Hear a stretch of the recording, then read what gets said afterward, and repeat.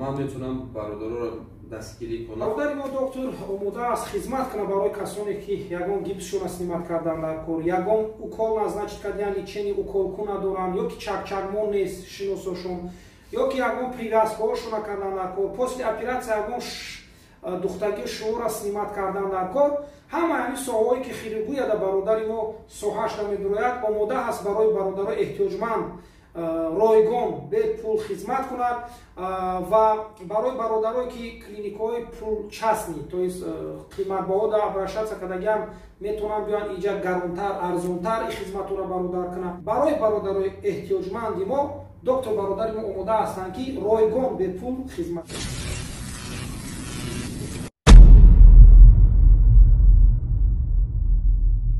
السلام علیکم برادران و خواهران کلی подписчикон.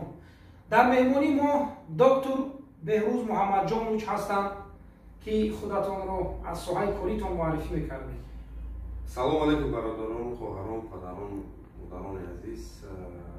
رحمت کردم که برادرمون ما رو به نوار میگیرد.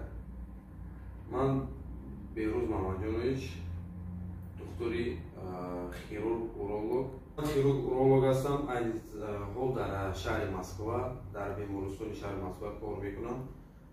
از همین سبب تصمیم گرفتم که وقت از سببی که در بلسه ما برای یک کنسولتات برادران میگویند مثلا 3-4 هزار است، از همون سبب من تصمیم گرفتم که برادران مهاجر توجیه به پول دستگیری کنم.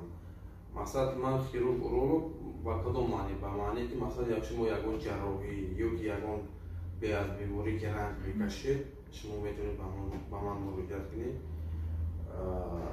میتونید از همین فرصت استفاده برده به پول دستگیری کنید. برادر ما آماده است برادرای مهاجر رو روم اپراتسیا باشد، جراحی، یگان خون گرفتگی، مردانگی و زنانگی، یگان تویای ختنه کردن با این اویله هایی که وزن ندارن و مهاجرانی که از سبب مدیسینسکی страховка ندارن آماده هستند خدمت کنند. ما یک گروه دکتران هستیم که مقصد میخوایم برادران مهاجر توجیه دستگیری کنیم به پول. و برای گروه را مقصد من تصمیم گرفتم که مقصد یک چست کلینیک خدا بکشم. چست کلینیک بسیار زمین هست. برای شدن کلینیک خدمات بسیار البته که مبلغ در کار است، البته که یک اینوستیسیا در کار است، البته که پادیشگاه در کار است. راستی ما کوشش کردیم که یگان پادیشگاه است. یک جای باشد که مهاجرا آماده تونن همین خیلی شما را فهمیدید. آماده گروه شما گروه دکترایی که شما تصمیم گرفتید که با خلقی که در اپیدمیا بسیار عذاب کشیدن و بسیاری آنها страховка медицинский نداشتند که مراجعت به بندیخانه‌ها کنند. بسیاریش از ترس بود. با این خاطر شما تصمیم گرفتید که گروه دکترها رایگان به خلق خدمت کنید و برای این یک کلینیکا یا یک جایگاه دکترخانه خود در کار که مانند مرکز بیمارخانه رایگان برای تاجیک ها میگرانت ها можна сказать که برادرها آمده رایگان در اونجا طبابت خود را گیرند.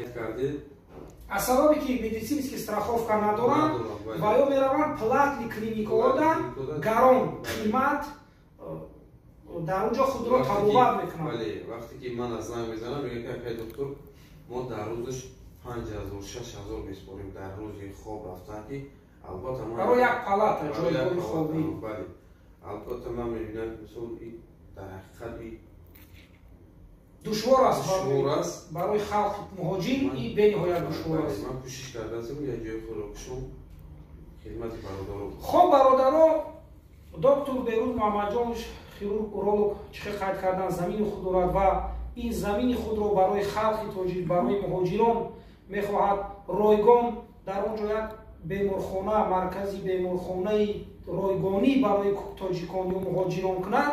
بنابر برادر کمتر کمک و دستگیری ما در کار که برادر را در این سطح وضعبینی دستگیری کرده کلینیکش ساختن یاردم کنیم.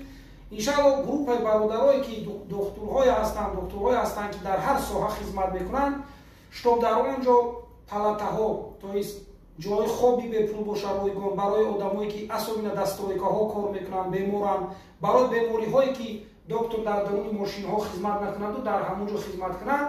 Бинобар ҳамин фақат дастгирӣ мо дар кор. خب انشاءالله دکتر با یکم سوال ها پیدا شد. خودی پادپیشکا در کانال شما در کامنتاری ها شما بنویسن نمره خودتون رو بمونید و یکم سوال های باشم برای برادر ما دکتر بهروز جان شما در یک شبانه روز 24 ساعت میتونید زنگ زنید. با شما بود دکتر بهروز محمد جانویچ و بالشوی برات.